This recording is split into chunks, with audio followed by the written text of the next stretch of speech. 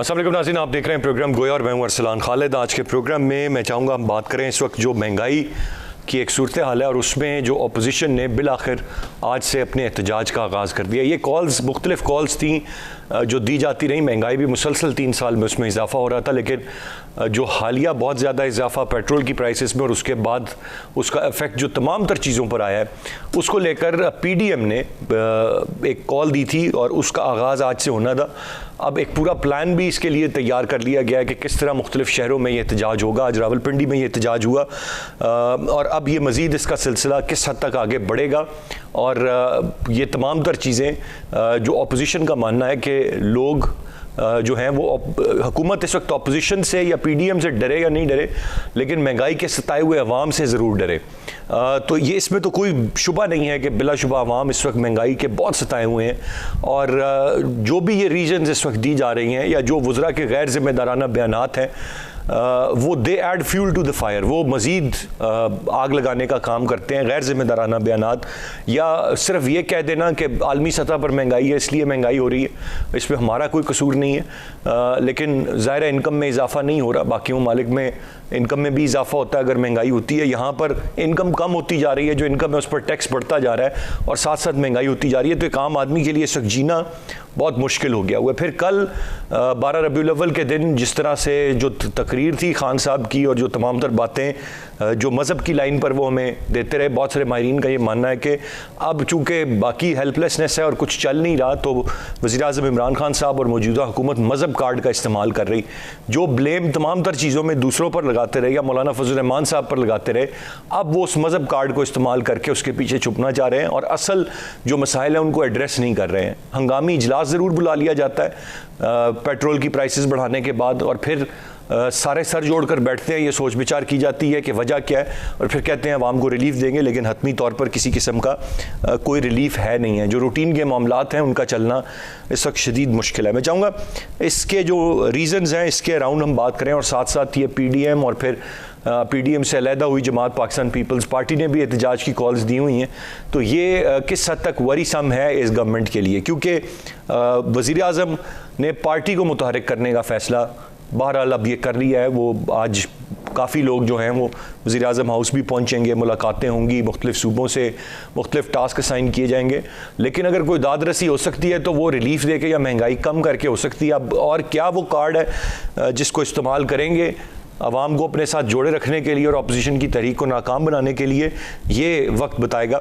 मैं चाहूँगा इस पर आज के प्रोग्राम में हम बात करें। गेस्ट पार्टिसिपेंट्स का तारुफ कराता चलूँ। प्रोग्राम में हमें ज्वाइन कर रहे हैं अजीम चौधरी साहब, सीनियर तज्जियाकार हैं। बहुत शुक्रिया सर आपके वक्त का। ताहिर मलिक साहब हमारे साथ मौजूद हैं, सीनियर सहाफ़ी और तज्जियाकार हैं। और ब्रिगेडियर रिटायर्ड हारिस नवाज साहब हमें प्रोग्राम में ज्वाइन कर रहे हैं, आप भी सीनियर तज्जियाकार हैं। अजीम चौधरी साहब, मैं गुफ्तगू का आगाज़ आपसे करूँगा। एक तो कितना दमखम है, सबसे पहले इस पर बात कर लेते हैं। जो ये अपोजिशन की एहतजाजी मुजाहरे हैं या एहतजाज की कॉल है जिसके हवाले से पूरा प्लान चॉकआउट किया जा रहा है, कितना इफेक्टिव हो सकता है? हमें PDM की सलाहियतों पे बहुत सारे सवाल ज़रूर हो सकते हैं, लेकिन जिस तरह से अब PDM खुद ये बात कह रही है कि जो महंगाई के सताए हुए अवाम है हुकूमत उनसे डरे, तो ये तो एक रियलिटी है कि अवाम इस वक्त बहुत सताए हुए हैं महंगाई के। बहुत शुक्रिया अरसलान। ये बात अपनी जगह पर दुरुस्त है कि पाकिस्तान में महंगाई अपनी इंतहा को पहुँच चुकी हुई है। ये बात भी अपनी जगह पर दुरुस्त है कि पाकिस्तान के लोग, पाकिस्तान के अवाम अब पाकिस्तान की सियासी क़यादत पर एतबार करने के लिए तैयार नहीं है। ये बात भी अपनी जगह पर दुरुस्त है कि हुकूमत का एतमाद अवाम से उठ चुका हुआ है। एक ज़माना था जब प्राइम मिनिस्टर की बात पे लोग ये यकीन रखते थे कि शायद 4 महीने में, 6 महीने में, 8 महीने में, साल में सूरत हाल ठीक हो जाएगी। 3 साल से ज़ायद अरसा गुजर गया इन्हें हुकूमत में। अब ये किसी पर इल्ज़ाम नहीं लगा सकते। अब इनकी अपनी कमज़ोरियाँ और अपनी हुकूमत की नाअहली के नतीजे में जो चीज़ें सरफस हुई हैं उनको कंट्रोल करना भी शायद इनके बस से बाहर हो जाएगा, इनसे नहीं हो सकेगा। और इससे अगला साल तो इंतखाब का साल होगा, उसमें तो कुछ किया ना किया एक बराबर हो जाएगा। जहाँ तक अपोजिशन का ताल्लुक़ है, अपोजिशन का ये राइट है कि वो एहतजाज करे, हर सतह पर एहतजाज करे, लेकिन ये एहतजाज हुकूमत को गिराने के लिए एहतजाज नहीं हो रहा। ये एहतजाज हो रहा है राय अम्मा को हमवार करने के लिए और इसलिए कि अगले इंतखाबात में इनकी बात भी लोग सुनने के लिए तैयार हों और इन्हें पहले की निस्बत ज़्यादा बेहतर वोट मिल सकें और हुकूमत की नाअहली की वजह से इसका इम्कान हो सकता है कि कुछ नई चीज़ें भी इसमें शामिल हो जाएं जिनको अभी आज फोर्सी करने के लिए उस तरह हुकूमत तैयार नहीं है। लेकिन पॉलिटिकल हल्के इस बात को समझ रहे हैं कि कुछ नई चीज़ें सामने आएंगी जिसके नतीजे में हुकूमत की क्रेडिबिलिटी और ख़राब होगी और इंतखाबात में इनके लिए बहुत मुश्किल सूरत हाल पैदा हो जाएगी। जी चौधरी साहब, मुझे ये भी ज़रा रोशनी डाल दें जो कल की तकारीर हैं और जो बहुत अच्छी बात है और रोल मॉडल नबी करीम सल्लल्लाहु अलैहि वसल्लम हम सब के हैं, इसमें कोई शुबा नहीं है। But did you ever expect कि ये खान साहब इस लाइन पे चल पड़ेंगे या इसके पीछे छुपेंगे या इसको ढाल बनाएंगे, या ये बड़ा अनएक्सपेक्टेड है बहुत सारे लोगों के लिए? पूरी कायनात में कोई शख्स ये नहीं कह सकता कि रसूलुल्लाह सल्लल्लाहु अलैहि वसल्लम ने जो कहा वो पूरा नहीं करके दिखाया। वो अपने आमाल जो थे उनसे अपने किरदार की वजाहत करते थे। उनकी सीरत में कोई एक चीज़ ऐसी नहीं मिलती कि जिस पर यह कहा जा सके कि रसूलुल्लाह सल्लल्लाहु अलैहि वसल्लम ने एक फ़ैसला किया और उस फैसले को फिर इस वजह से वापस ले लिया कि शायद उसके सियासी मुज़मरात होंगे। पाकिस्तान की हुकूमत अगर उस नक्शे कदम पर चलना चाहती है तो ज़रूर चले, लेकिन उसके लिए सियासी मुहर्रकात को मद्देनज़र रखना होगा। और सियासी मुहर्रकात ये हैं कि ये क्रेडिबिलिटी अपनी खो चुके हैं। नबी करीम सल्लल्लाहु अलैहि वसल्लम से ज़्यादा तो दुनिया में किसी की क्रेडिबिलिटी थी ही नहीं, होगी ही नहीं। और इनकी क्रेडिबिलिटी तो जहाँ आके खड़ी हो गई है वहाँ से नीचे जाते हुए इनके लिए अपने लिए बाइस शर्म होगी। रसूलुल्लाह सल्लल्लाहु अलैहि वसल्लम के अहकामात या दीन को मज़हब के सियासत के लिए इस्तेमाल करना इन्हें ज़ेब नहीं देता। ये बात बहुत पुरानी है कि जुदा हो दी सियासत से तो रह जाती है चिंगेज़ी, लेकिन दीन को समझने की सलाहियत भी होनी चाहिए। ये मुराद सही जैसे वज़रा दीन को समझते हैं क्या, और अगर समझते हैं तो फिर ये हमें समझाएं। प्राइम मिनिस्टर अपनी बारी बाद में ले लें। राइट साइड गुफ्तगू का सिलसिला जारी है, एक ब्रेक की जाने बढ़ेंगे। ब्रेक से वापस आकर मज़ीद बात करते हैं, साथ रहिएगा।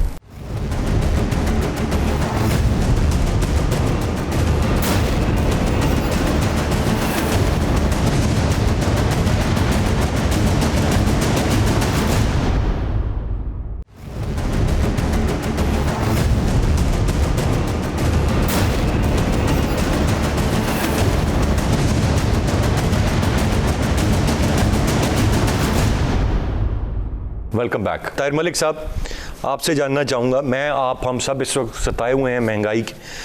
मिडिल क्लास ख़त्म, गरीब की तो बात ही ना करें, अब तो मिडिल क्लास को क्रश आपने करना है। मामलात किस तरफ जा रहे हैं? क्या ये इनकॉम्पिटेंस है, इसको मैं कह दूँ कि ये जी आलमी सतह पर ये हो रहा है, हमने तो कुछ नहीं किया, और फिर ये नवीद भी सुनाई जाती है कि अभी तवक्को ना रखें मजीद भी कि कोई इसमें कमी आनी है, ये बढ़ेगी। कोई कहता है मिलकर मुकाबला करेंगे हम इस महंगाई का। मैंने महंगाई माजी में भी हमेशा होती रही है और होती चली आ रही है। मैंने कुछ बयानात को लेकर मैं बड़ा परेशान हो जाता हूँ कि ये कुछ अवाम की दादरसी के लिए, को मरहम रखने के लिए, या उनके ज़ख्मों पर नमक छिड़कने के लिए। देखिए, हमें आदत है अल्फाजों की ज़्यादा। हम पॉलिसी या सोच विचार तो हमने पाकिस्तान में मेरे लिए ज़रूरत ही नहीं समझी। हमें तो एज ए स्टूडेंट यही पता था कि रियासती ढांचा जो होता है, स्टेट क्राफ्ट होता है, उसमें बड़ा इंटेलेक्ट होता है, प्लानिंग होती है, इंफॉर्मेशन होती है, रिसर्च होती है, फिर प्लानिंग होती है। तो मैं कोई माहिर माशियात तो नहीं हूँ, मगर दो तीन चीज़ें मैं आपको बता देता हूँ। 5000 अरब के करीब आप ना टैक्स इकट्ठा करते हैं। मैं आपके सिर्फ 3 खर्चे आपको बता देता हूँ। उसमें आपकी फ़ौज का खर्चा है, आपके कर्ज़े हैं, और तकरीबन आप कह रहे हैं कि ये को 3000 रुपये तक वापटा का सर्कुलर डेट चला गया। मैं वज़ीर-ए-आज़म पाकिस्तान में जिस दिन मैं पहले दिन आता हूँ ना, मैं जब ये 3 ही काम करता हूँ तो पैसे ख़त्म हो जाते हैं। फिर मेरे पास सारे आपके आ जाते हैं, कॉरपोरेशन आ जाती हैं, रेलवे आ जाता है, PIA आ जाता है, कोई 1100-1200 अरब रुपये का इनका लॉस है। ठीक है जी, ये फिर आप आगे। अब शुक्र है कि पहले एक अकेली बिजली थी, अब सुई गैस भी शामिल हो गया, उसका भी डेट शुरू हो गया। और उस पर हम कमाल ये कर रहे हैं कि हम को $3 अरब के मोबाइल ख़रीद लेते हैं बाहर से। हमने मतलब इस मुल्क में जो मैं देख रहा हूँ, इतनी नई गाड़ियाँ आ रही हैं, इतनी नई क्वालिटी की गाड़ियाँ आ रही हैं। अब तो जो मिडिल क्लास है उसके लिए भी छोटी कार रखनी वो गैर मुनासिब हो गया। अब गरीब रह गए अगर आपके पास बड़ी गाड़ी नहीं है। तो मैं पॉइंट ये देना चाह रहा हूँ कि बच्चे बच्चे को नज़र आ रहा है यहाँ के क्राइसिस क्या है, प्लानिंग ही कोई नहीं है। $40 बिलियन का आपका ट्रेड डेफिसिट है, जिसमें कोई 26-27 बिलियन जो हैं वो सिर्फ ऑयल के हैं। इंसान आपने पैदा करने से बाज नहीं है ना, आबादी आपने कंट्रोल नहीं करनी। 26-27 बिलियन आपको सिर्फ चाहिए तेल खरीदने के लिए। तो where is your policy, where is your planning? मैं समझता हूँ कि अब वक्त आ गया है कि ये महंगाई 10 रुपये इधर 5 रुपये इधर का इशू नहीं है। पाकिस्तान के 2 इशूज़ हैं अगर आपने महंगाई वाकई ख़त्म करनी है। एक तो आपको रियासती ढांचे का ख़र्चा जो है ना उसको उसमें सैनिटी लानी होगी, उसमें सेंस लानी होगी, उसमें इनएफिशिएंसी ख़त्म करनी होगी, उसमें से करप्शन ख़त्म करनी होगी। क्योंकि ये जो आपने तुर बनाया हुआ ना सियासतदान को चोर चोर चोर, वो होगा चोर, मगर आपका अपना जो रियासती ढांचा चल रहा है वो इतने पैसे खा रहा है, इतने पैसे खा रहा है कि आप सोच ही नहीं सकते। दूसरा पॉइंट है, अगर आपने इस दुनिया में रहना है तो आप ऐसी चीज़ें एक्सपोर्ट नहीं करते जिससे आप दुनिया से डॉलर कमा सकें। आपका तजारती खसारा आपको कहीं नहीं सांस लेने देगा। आपने मर्द मुर्द बेच के वो भुट्टो को दुआएं दे, वो सऊदी अरब से उन्हें एक नया बिज़नेस शुरू किया कि पाकिस्तानी मर्दों को बेचो मिडल ईस्ट में, और गुजरात वाले पंजाबी जाके टैक्सी चलाएं न्यूयॉर्क से, तो वो तो आपको $30 बिलियन दे देते हैं जो आप सांस लेते हैं। आपने कोई ह्यूमन डेवलपमेंट ऐसी नहीं की, ऐसी एजुकेशन नहीं लेके आए, ऐसी स्किल्स नहीं लेके आए कि पाकिस्तानी ब्रेन ऐसा बने जो दुनिया को ऐसी प्रोडक्ट बना के दे जो डॉलर कमाए। मेरे ख्याल में ये इशू है। हमें ह्यूमन डेवलपमेंट करनी होगी। ट्रेड डेफिसिट आपका कंट्रोल नहीं होना, आप महंगाई कंट्रोल नहीं कर सकते, आप इसी साइकिल में फंसे रहेगी। ताहिर मलिक साहब, रियासती ढांचे की आपने बात की, किसने उसको ठीक करना है? रियासती ढांचे को किसने ठीक करना? वो ये पहले नवाज शरीफ साहब आए थे, जरदारी साहब आए थे, जुल्फ़िकार अली भुट्टो आए थे, फिर ये अब नया पाकिस्तान वाले आए, इन्होंने करप्शन भी ख़त्म करनी थी, IMF के पास भी नहीं जाना था, इन्होंने तो अपना डॉलर भी कंट्रोल करना था, सारा इन्होंने ही करना था। हमें तो यही पता है, अगर मैं गलत कह रहा हूँ तो आप मुझे बता दें। तो सही है, यानी कि ये जिन लोगों ने रियासती ढांचे को ठीक करना है वही नहीं कर रहे। मैं तो लिंक कर रहा था आप ही की बात से, आपने कहा सियासतदान को आप चोर कहेंगे। सियासतदान ने सियासत करनी है, उसी ने इक़्तिदार में आना है, उसी ने इक़्तिदार में आके रियासती ढांचे को ठीक, वो मेरे और आपके पास का काम। ढांचे को किसने, एक फ़िक्रा मेरा ले लें, मेरा एक फ़िक्रा ले लें ना। मैं समझता हूँ पाकिस्तान में जितनी बेतौकीरी पार्लियामेंट की मैं देखता हूँ किसी की नहीं देखता। ये किस किस्म की डेमोक्रेसी है? एक चीज़ अफगानिस्तान पॉलिसी हो, बजट हो, एक्सपोर्ट पॉलिसी हो, एजुकेशन पॉलिसी हो, कोई चीज़ जो वहाँ पे डिस्कस नहीं होती। ऑर्डिनेंस से आप नैब का वो चेयरमैन बना देते हैं। मतलब कहाँ की ब्रेन है, कहाँ है आपकी प्लानिंग, कहाँ है? हम यार, हम इतने गेगुआचे लोग नहीं है जितने हमने बना दिया अपने आप को। आप दुरुस्त कह रहे हैं, पार्लियामान की बेतौकीरी बिलाशुबा है, हर दौर में बढ़ती जा रही है और इस दौर में तो उसका एक नया रिकॉर्ड कायम हुआ है। ब्रिगेड साहब, आपसे जानना चाहूँगा, सवाल तनकीद करने के लिए नहीं है या गुफ्तगू सिर्फ तनकीद करने के लिए नहीं है, गुफ्तगू ये समझने के लिए है कि इस वक्त मसाइल कहाँ पर हैं। और मैं जो सबसे ज़्यादा परेशान कुन बात इस वक्त देख रहा हूँ, बहुत सारे लोग जो पाकिस्तान तहरीक इंसाफ के ब्लाइंड सपोर्टर्स थे, एक एक करके पीछे हटते जा रहे हैं। जो बात नहीं करने देते थे पाकिस्तान तहरीक इंसाफ पे, वो मायूस होते जा रहे हैं। और ये as a matter of fact brigade साहब वाहिद जमात थी जो पिछले एक डेकेड में, या कह लीजिए 2 डेकेड्स में, एक उम्मीद बन के उभरी थी, नौजवान नस्ल की उम्मीद थी, बुजुर्गों की उम्मीद थी, और इतने बुरे तरीके से ये मायूस कर रही है। अवाम कहाँ देखें? अब सवाल तो ये है सर। देखें अरसलान, बात यह है कि बिल्कुल ये हुकूमत से बहुत सी लोगों को, नौजवानों को ख़ास तौर पे बहुत उम्मीद थी, और यही सोचा था कि जो तब्दीली की बात हो रही थी कि तब्दीली आने के लिए इम्पॉर्टेंट चीज़ें थी कि आपकी जब हुकूमत नहीं आई है, आप बैठ के एक स्ट्रैटेजी अपनी बनाते, 3-4 प्रॉन्ग स्ट्रैटेजी बनाते कि हमने टैक्स को कैसे ब्रॉड बेस करना है, नंबर 2 हमने मुल्क से करप्शन को कैसे रोकना है, जो पहली हो गई तो हो गई, उसके बाद हमने कैसे करना है। FBR में, कस्टम में, इनकम टैक्स में जो 2 से 3 हज़ार अरब रुपए की 1 साल की चोरी है, वो अगर हम सिर्फ कंट्रोल कर लेते तो आज आपके सामने आराम से हम, कोई हमें प्रॉब्लम ना होता और हमारी प्राइस भी कंट्रोल होती, हम लोगों को सब्सिडीज़ भी दे रहे होते और हम IMF वर्ल्ड बैंक कर्ज से भी उतार रहे होते। इशू ये है कि हमें वो हम नहीं कर सके। नंबर 2 बात यह है कि हमने जिन चीज़ों को प्रायोरिटाइज़ करना था कि हमारा एग्रीकल्चर मुल्क है, एग्रीकल्चर इकोनॉमिक इंजन है हमारा एग्रीकल्चर, हम उसके लिए कुछ नहीं कर सके। ये चीज़ें हमें करने की ज़रूरत थी। और जी ब्रिगेड साहब। और उसके बाद बात यह है कि ये चीज़ें हमने नहीं की हैं। फिर उसके बाद एग्रीकल्चर के नए, चाइना के पास हमारे ताल्लुकात अच्छे थे, हम चाइना के पास में जाते हैं, उनसे वहाँ से नए इम्प्लीमेंट लेते, नए सीड लेते, नई टेक्नोलॉजी लेते, हम वो भी ठीक कर लेते, वो हम नहीं कर सके हैं। फिर प्राइस कंट्रोल देखिए, कुछ चीज़ों की प्राइस जो वर्ल्ड रिलेटेड है, डॉलर वो तो मैं मानता हूँ चले महंगी हुई, ठीक है। जो हमारे मुल्क की प्रोडक्ट्स हैं जिसमें आपका आटा है, चीनी है, दालें तो हम इंपोर्ट करते हैं, बाकी जो commodity item, vegetable, perishable items है, उनकी प्राइस इतनी ज़्यादा बढ़ने की कोई वजह नहीं है। सिर्फ प्रॉब्लम ये है कि हमारे इस गवर्नमेंट के 3 अपने प्रोविंसेस हैं, वहाँ इनका कंट्रोल है। आप वहाँ के चीफ मिनिस्टर को बुलाएं, उनसे बैठ के करें। आपके मिनिस्टर्स अपने एरियाज में जाते हैं, डिप्टी कमिश्नर्स के एरिया में, कमिश्नर के एरिया में, प्राइस कंट्रोल करें वहाँ जाके। What is an issue, it is doable. मैं खुद हैरान हूँ कि हुकूमत, आप ये तो बड़ा आसान है कि पेट्रोल बड़ा कीमत बढ़ा दी, आपने वो तो चेक करें जो आपका मिडल मैन है। मैं अपनी एग्जांपल दे रहा हूँ, थोड़ी सी मैं एग्रीकल्चर करता हूँ सिंध में। मेरे पास आप अगर टमाटर या मिर्च ले लें या आप ये लौकी, तोरी की बात करें, 800 रुपये, मतलब 20 रुपये की किलो मार्केट में हम वहाँ मंडी में दे देते हैं। वही मैं जब क्लिफ्टन में मेरे पास आती है ख़रीदने के लिए तो 120 130 रुपये होती है। Who has to control this? सिर्फ मिडल मैन, जो आपके फॉरेन में फाइनेंस मिनिस्टर ने कहा था, आड़ती मिडल मैन, सारा पैसा वो कमा रहा है। वो ना एग्रीकल्चरिस्ट को दे रहा है ताकि वो और मेहनत से काम करे, ना जो वहाँ पर ख़रीदार है उसको महंगी चीज़ मिल रही है। ये चीज़ें कंट्रोल करने की, it is not a rocket science, it needs a good governance, good team work, and you have to do it.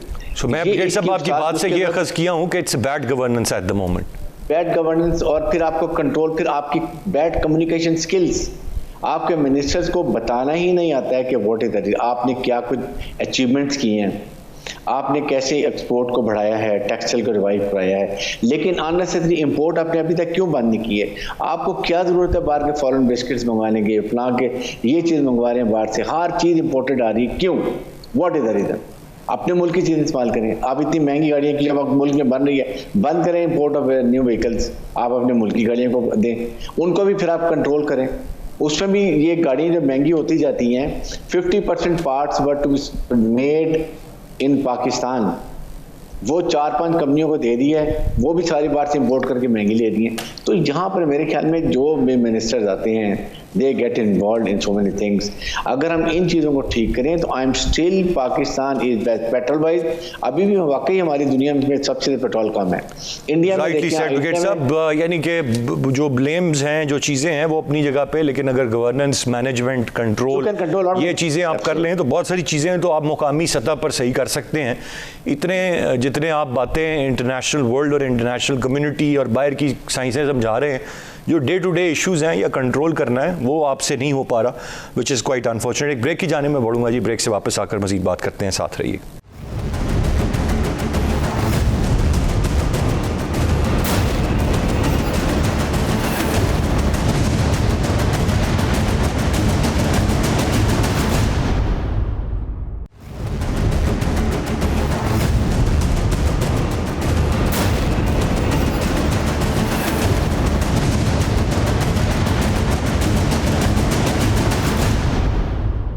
Ji welcome back. बड़ा क्विकली मैं ज़रा चाहूँगा अब फोकस्ड हो कि हम ज़रा अपोजिशन की सियासत पर बात कर लें। चौधरी साहब, बाकी तो बात हो गई, आपका भी पॉइंट ऑफ व्यू, बाकी दोनों मेहमानों का भी। मुझे ये बताएं कि पीडीएम में कोई दमखम है, कोई जिसको वो कहते हैं हुकूमत को चलता करेंगे, ये करेंगे? अव्वल तो नीयत है, और ये क्या कर पाएंगे? हमारे मुल्क में बहुत मिसालें हैं कि चंद दिन के अंदर अंदर ऐसी सूरत हाल पैदा हो जाती है कि जम्मे गफ़ीर सड़कों पर मौजूद होता है, एजिटेशन शुरू हो जाती है। हम जानते हैं सारी बात को, ये कोई ऐसी बात नहीं है जो अब नहीं हो सकती। जब लोगों को रोटी खाने को नहीं मिलेगी तो वो ये नहीं देखेंगे कि तकरीर कितनी खूबसूरत थी, कितनी अच्छी थी, नसीहत कैसी की गई, मुझे नमाज में पाबंदी करनी है, मुझे रोज़ा रखना है। लोगों को अपने बच्चों के लिए दूध चाहिए, खाना चाहिए, खुराक चाहिए, अपने बुज़ुर्गों के लिए दवाई चाहिए, ये सब नापैद होता चला जा रहा है। और जब ज़िंदगी तंग हो जाती है तो तंग आमद ब जंग आमद, ये सब कुछ मुमकिन है इस मुल्क में। सिर्फ उसकी नीयत चाहिए कि अपोजिशन ये करना चाहती है कि नहीं। अगर वो करना चाहेंगे तो उनके रास्ते में कोई रुकावट नहीं होगी। बज़ाहिर कोई रुकावट नहीं है, लेकिन ताहिर मलिक साहब अगर रुकावट नहीं है तो फिर कोई एक पावरफुल मूवमेंट नहीं चला पाए। और अब तो ये बड़ी गोल्डन अपॉर्चुनिटी है फॉर देम कि अवाम सताए हुए हैं, तो उन्होंने ये नहीं देखना कि हम किस जमात के सपोर्टर हैं, उन्होंने तो देखना है कि इस हुकूमत से हम बहुत तंग हैं।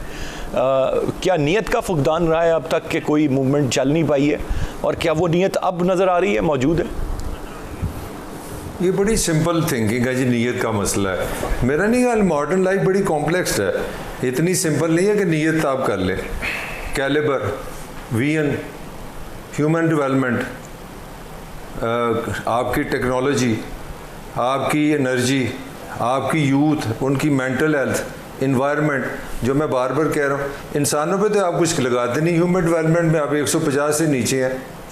आप क्वालिटी का जब तक बंदा पैदा नहीं करेंगे, वो क्वालिटी प्रोड्यूस नहीं करेगा। आप क्वालिटी प्रोड्यूस नहीं करेंगे, आप दुनिया से डॉलर नहीं कमाएंगे। आप दुनिया से डॉलर नहीं कमाएंगे। मलिक साहब, मैंने सवाल किया है ऑपोजिशन के हवाले से, पीडीएम में जो जमाते हैं उनके हवाले। उन्हें वही चीज़ है, फोटो कॉपी है, वो भी पीटीआई है। इनके पास कौन सा प्लान है? इतना अच्छा प्लान होता तो 3 दफ़ा तो नवाज शरीफ गुजर गया है। मतलब उसके दौर में डॉलर स्टेबल रहा, उसके दौर में बिजली महंगी नहीं हुई।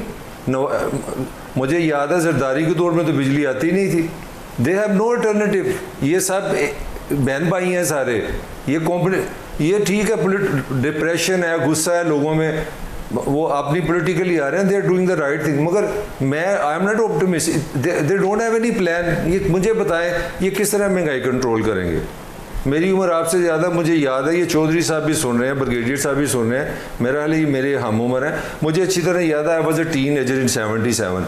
तो कौमी इत्तेहाद बना तो उनका पहला नारा था कि हम 70s की कीमतें वापस लाएंगे। वो ऐसी बुढ़े हो गए, टाइम लंघ गया, कीमतें वापस आ रही हैं। किसी के पास कोई प्लान है मुझे दे दे। आपने कहा आप ऑप्टिमिस्टिक नहीं है। मैं बज़ाहिर कोई ऐसी चीज़ भी नहीं है जिसकी बुनियाद पे मैं आपको कह सकूं ऑप्टिमिस्टिक हो जाए, लेकिन पेसिमिस्ट होना भी तो कोई मसले का हल नहीं है। नहीं तो आप दायरे में घूम रहे हैं ना। आप अगला इलेक्शन कराएंगे, क्या करेंगे? इमरान को निकाल देंगे, किसको लाएंगे इनमें से? किसके पास प्लान है? सबके अगर मलिक साहब फिर की करिए, को मसले का हल भी तो दसो ना, की करिए फिर हाल। मैंने आपको बताया, ह्यूमन डेवलपमेंट पे पैसा लगाएं। ये जो स्टेट करार पे इतना पैसा आप लगा रहे हैं, ये बिजली IPPs को पकड़े, इनको 3000 अरब आपसे खा रहे हैं, ले इनसे छीने, इनको इनसे पैसा लेके इन लोगों को तालीम पे लगाएं, हेल्थ पे लगाएं। Make the people of Pakistan productive. जब तक आपकी इकॉनमी नहीं सही हो सकती इस तरह IMF से जाके पैसे लेके कनक रोटी, ये इस चक्कर में आप जो फंसे हुए हैं कि ये जी आरती ठीक कर लें और बात करनी कैपिटलिज्म की। कैपिटलिज्म इस तरह नहीं होता कि मुझे स्टेटों से कीमत कंट्रोल हो। कैपिटलिज्म में डिमांड एंड सप्लाई होती है। आप प्रोडक्शन बनाए, चीज़ें सस्ती हो जाएंगी। तो कहीं खड़े हो जाए ना आप। मेरा जो आर्गूमेंट है कि ये स्टेट इतनी महंगी हमने बना दी है, इतनी पुलिस है, रेलवे इतने मुलाजम हैं, बेतहाशा पेंशनें, मेडिकल। आपके सारे वजीर बार बार कह रहे हैं पाकिस्तान का सबसे बड़ा मसला पेंशन बन गया। तो ये तो स्टेट जो मैंने अपनी खिदमत के लिए बनाई थी, इसके अपने मसले नहीं ख़त्म हो रहे, इनके अपने एक्सपेंस ही ख़त्म नहीं हो रहे। मेरी तो बारी नहीं आ रही। मैं ज़रा थोड़ी सी मुश्किल बात कर रहा हूँ। मैं समझता हूँ अब टाइम आ गया कि वो कनक रोटी डॉलर की बातें ना करें। आपको फंडामेंटली चीज़ें ठीक करनी होगी। और मैं एज ए पर्सन समझता हूँ, ना PTI के पास कोई मुझे प्लान नज़र आ रहा है, ना नून के पास नज़र आ रहा है, ना पीपल्स पार्टी के पास, ना मौलाना के पास। ठीक है, अपोजिशन कर ले, इलेक्शन जीत ले, यही बहस फिर हो रही होगी। तो फिर कौन करेगा सर? अगर ये सारे ऑप्शंस तो यही हैं आपके पास, ये सारे ऑप्शंस को आपने क्रॉस कर दिया, इनके पास कुछ है नहीं, फिर किसने आना है, कहाँ से आना है, जिसने ये काबिज होना है इक़्तिदार पे और सब ठीक कर देना है जादू की छड़ी घुमा के, अगर इन्होंने नहीं करना तो? You are the hope, I am the hope. हम लोग हैं, हमने इनको मजबूर करना है। हम जिस तरह मैं एक पोजीशन ले रहा हूँ कि यार मुझे ये इस तरह ना करो कि आटा 10 रुपये कम हो गया, यूटिलिटी स्टोर में चले जाओ, कनक ले लो। यार सीधी बात है, आप मुझे बताएं पाकिस्तान में रिसर्च का बजट कितना है? आप माशाल्लाह इतने बड़े जर्नलिस्ट हैं, पूरे पाकिस्तान में मुझे एक बंदा नहीं आज तक मिला जो बताए हम रिसर्च पे कितने पैसे लगाते हैं। ह्यूमन डेवलपमेंट में आप 150 से नीचे हैं। आबादी आप कंट्रोल नहीं कर रहे, फंडामेंटल्स पे आप काम नहीं कर रहे। अभी तक आपको ये नहीं पता सिलेबस कौन सा बनाना है आपने, तो आप दुनिया में किस तरह रेलेवेंट होंगे? ये मेरा इशू है। मैं ब्रिगेड साहब से क्विकली ज़रा राय ले लूँ। ब्रिगेड साहब, आप क्या समझते हैं कि अपोजिशन का एहतजाज तहरीक कोई ज़ोर पकड़ सकती है अब या नहीं?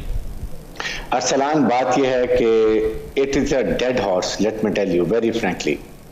ना इनके पास कोई नैरेटिव है, ना इनके पास कोई मैनिफेस्टो है, या ना इनके पास कोई अल्टरनेटिव सोल्यूशन है जिसको बताएं और आवाम को अपने साथ लगा सकें। तो कैसे कामयाब होंगे? Peoples Party, PMLN, they will never be join together, they will never be part of movement together. Peoples Party 2 साल और चाहती है, पंजाब में जाके इस्टेब्लिश हो, अपना वोट बैंक बढ़ाए, MNM और ज़्यादा बनाए इलेक्शन में, फिर इलेक्शन हो। PMLN के अंदर रिफ्ट आपको नज़र आ रहा है, उनमें भी रिफ्ट है। जहाँ शहबाज शरीफ होते हैं वो मरीम नहीं होती है, जो मरीम होती है वो शहबाज शरीफ नहीं होते हैं।